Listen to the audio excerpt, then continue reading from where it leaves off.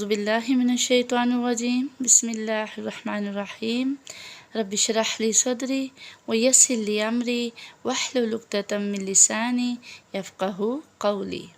السلام علیکم ورحمۃ اللہ وبرکاتہ۔ آج ہم تعارف قرآن دیکھیں گے کہ اللہ تعالیٰ نے اس قرآن پاک کا تعارف کرتے ہوئے کیا بیان فرمایا۔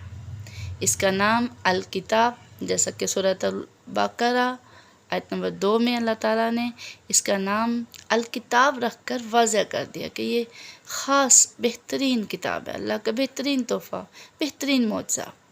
ذالک الکتاب لا ریب فیہ، یہ وہ کتاب ہے کہ جس میں کوئی شک نہیں۔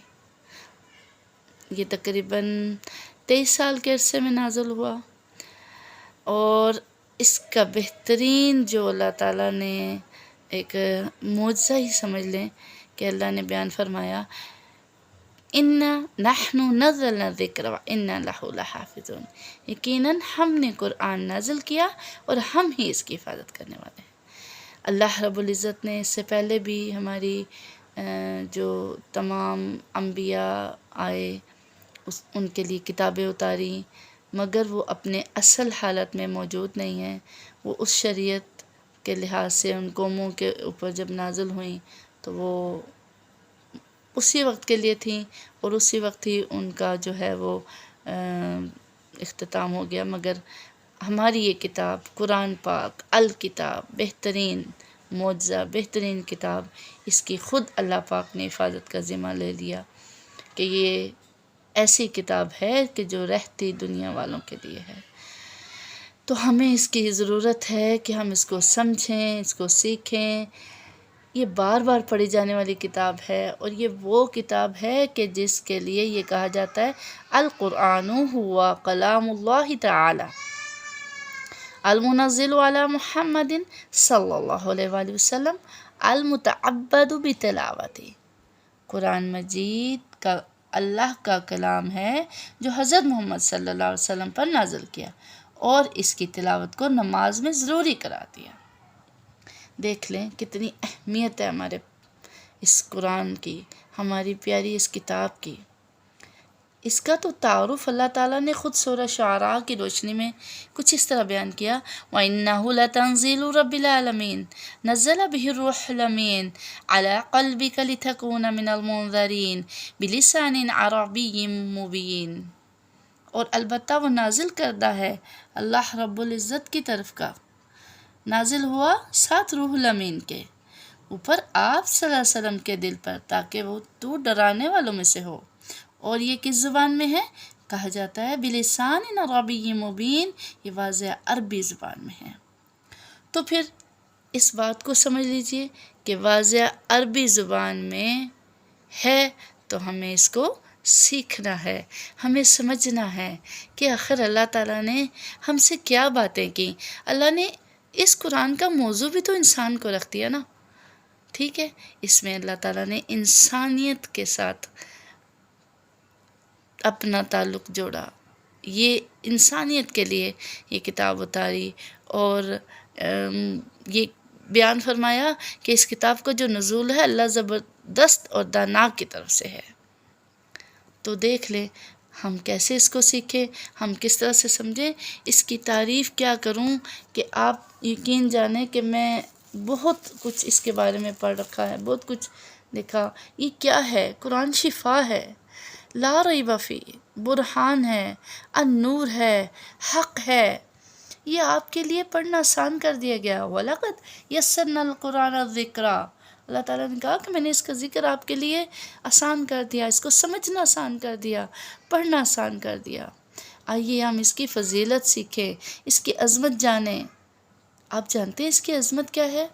اس کی عظمت یہ ہے کہ جو خود اللہ تعالیٰ نے سورہ الحشر میں آیت نمبر 21 میں بیان فرمایا، لو انزلنا هذا القرآن على جبل لرأيته خاشعا متصدعا من خشیۃ اللہ، اگر ہم قرآن کو پہاڑ پر نازل کر دیتے تو البتہ تم دیکھتے اس کو دبنے والا، پھٹنے والا اللہ کے خوف سے۔ یعنی اس قدر اس کی اہمیت۔ پھر ہمارے نبی اکرم صلی اللہ علیہ وسلم کی اہمیت کتنی اوپر ہے کہ جن کے دل پر، جن کے قلب مبارک پر یہ نازل ہوا۔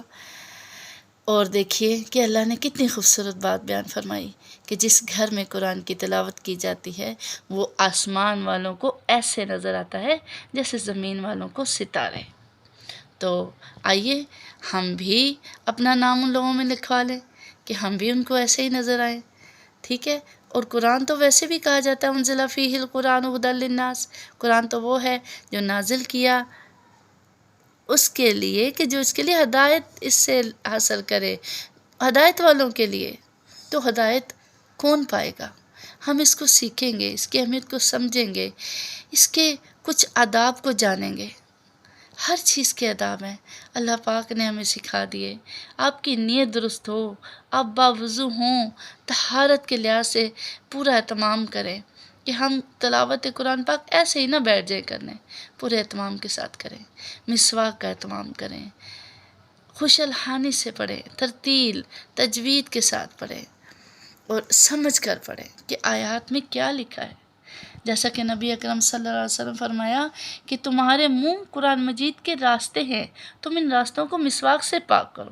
اب دیکھیں کتنے پیارے پیارے قرآن پاک کو پڑھنے کے ہمیں طریقے سکھا دیے گئے، ہمیں بتا دیا گیا کہ قرآن پاک ہے کیا۔ پھر اور باتیں سنیں، اس کی تو شان بہت زبردست ہے کہ اللہ تعالیٰ نے اس کی چھوٹی چھوٹی جو باتیں ہیں وہ کیا بیان فرمائی۔ اس کی آخر تو کون سی چیزیں ایسی ہیں جو ہم جانیں تو ہمارا دل ایسا کرے کہ یار ہم قرآن ہر وقت پڑھتے رہیں۔ دیکھیے کہ وہ نبی جس نبی پر قرآن پاک نازل ہوا وہ کون؟ رحمت للعالمین، خاتم النبیین۔ اور پھر جو لے کے آیا وہ کون؟ فرشتوں کا سردار، روح الامین، حضرت جبرائیل علیہ السلام۔ پھر دیکھیے جس ماہ میں اترا اس ماہ کو مہینوں کا سردار کہلا دیا گیا، شہر رمضان۔ جس امت پر اترا اور اس امت کو امت وسط قرار دیا گیا۔ بہترین مقام ام القری مکہ۔ پھر اللہ تعالیٰ نے جو انسان کا تعلق قرآن سے رکھ دیا، پھر اس کے علاوہ بہترین اللہ نے یہ معجزہ نبی اکرم صلی اللہ علیہ وسلم کو تمام معجزوں میں سے بہترین معجزہ یہ قرآن پاک کا دیا۔ دیکھیے اس کا حق ادا کیجیے۔ الذین آتیناہم الکتاب یتلونہ حق تلاوتہ، حق ادا کیجیے۔ کیسے کریں گے ہم حق ادا؟ کس طرح کریں گے؟ ہم کیسے اس کے بہترین پڑھنے والے بن سکتے ہیں؟ اس کو سیکھ کر، اس کو سمجھ کر، اس کی عظمت، اس کی رحمت، اس کی اہمیت کو جان کر۔ تو میں انشاءاللہ آپ کو قرآن پاک تجوید کے ساتھ، ترتیل کے ساتھ پڑھنا سکھاؤں گی۔ اپنی سی کوشش کر رہی ہوں، آپ پلیز اس میرا ساتھ دیجیے۔ آپ آئیے، سیکھیے، پڑھیے۔ آپ میری یہ چند باتوں پر عمل کرتے ہوئے، اس کو سنتے ہوئے دیکھیں کہ ہم نے کیسے قرآن پڑھنا ہے۔